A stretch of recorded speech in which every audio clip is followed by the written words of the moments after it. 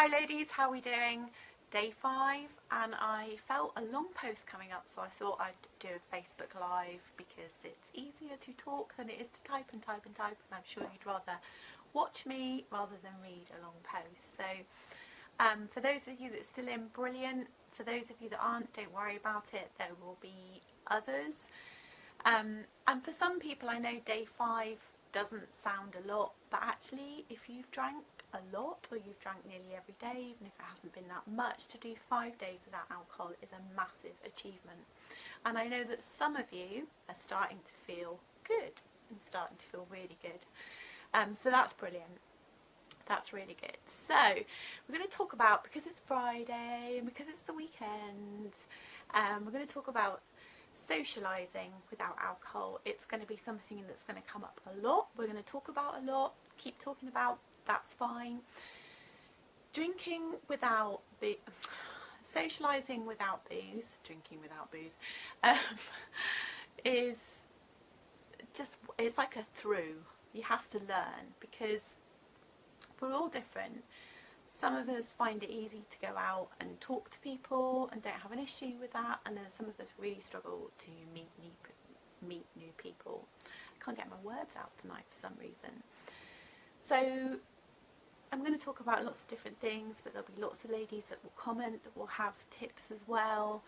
But it is about finding your way. One of the things I would say is, don't push yourself, don't be hard on yourself, particularly in the early days. Now this does really depend on how much of an issue alcohol's been for you. If alcohol's been quite a big issue for you, or even it's something you've been doing daily, I strongly recommend that you don't put yourself in the lion's mouth really early on. The longer you can take with not putting yourself in those difficult social situations, the better, because the longer you go for a break, the better you feel, the stronger you are. Now, there's a fine line there though, because I don't want you to isolate yourself, and I don't want you to feel deprived either. It's so important. You're taking something out of your life, and the ideal scenario is you put lots of new different things in so that you don't feel deprived. There's nothing worse than, you know, taking the drink out and then nothing else changes in your life, because it's not going to work. So there are lots of things that you can do. You can socialise in different places. So we've all got that group of friends that we're used to drinking with, you know, the ones that I mean. Now they're the ones that either you're going to have a conversation with them, or maybe you need to give them a wide berth. You can't always do that. Maybe it's a birthday or a family get together and you're just going to have to bite the bullet and go. Planning is really important. So think about it. Know where you're going and who's going to be there. Can you be the driver? I know that isn't always possible, particularly if you live in a big city. But if you're a driver, that's the easy one. If you can't be the driver, then it's thinking about your reasons, you know, and saying that to people. So have a few to hand that you feel good about. You don't have to, you know, say, oh, but I've had a problem with alcohol, so I'm having a break. You don't have to do that. You can say, I'm on medication, I'm trying to lose weight, or I'm running tomorrow, I've got an important work meeting, or I've got to get up early with the kids. You know, there are 1,000,001 things that you can say. So have a think about that and be ready, be armed with your thing that you're going to say. Now, quite often, if you don't make a big deal out of it, sometimes it just sort of slips by. I mean, it's hard. If you're going out and you're meeting, say, your girlfriends, you've always drunk with your girlfriends, then it is going to be obvious, because they're going to get the wine out and they're going to start pouring the wine, and you're going to say no thank you, and they're going to say why not, and you're going to say, oh, I'm just having a little break from alcohol. Now that you might then have a great conversation about. That's brilliant. You might find they're really supportive. That's fab. Or it might not be so easy. It's thinking it through. It's having a few things armed.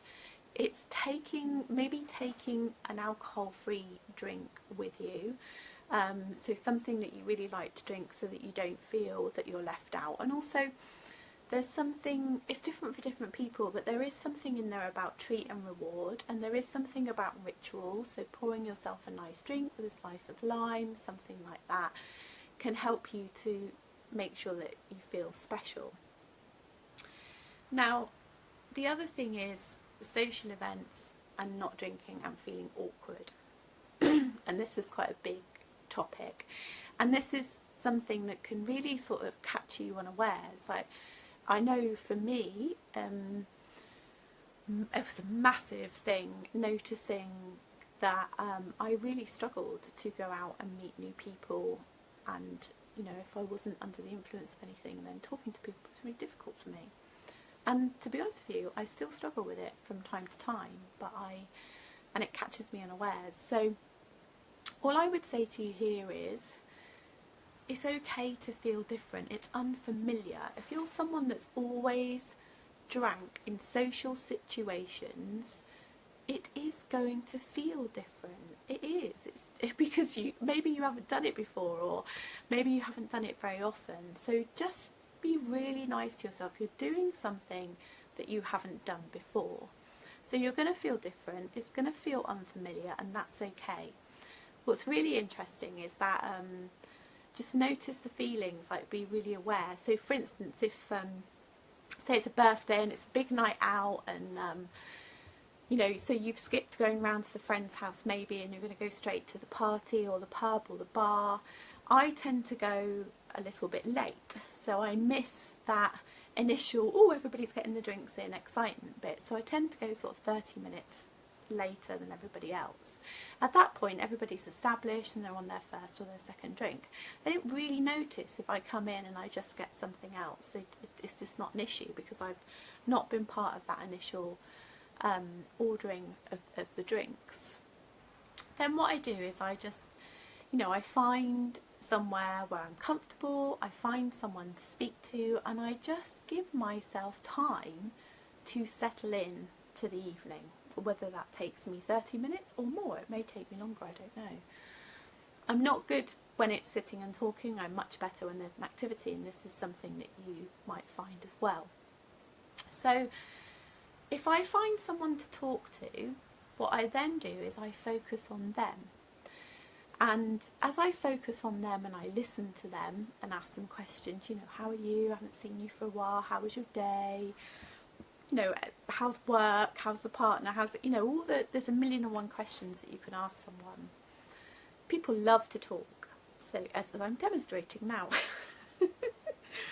So if you ask some questions, they will talk. And then what that does is it allows you to focus on them.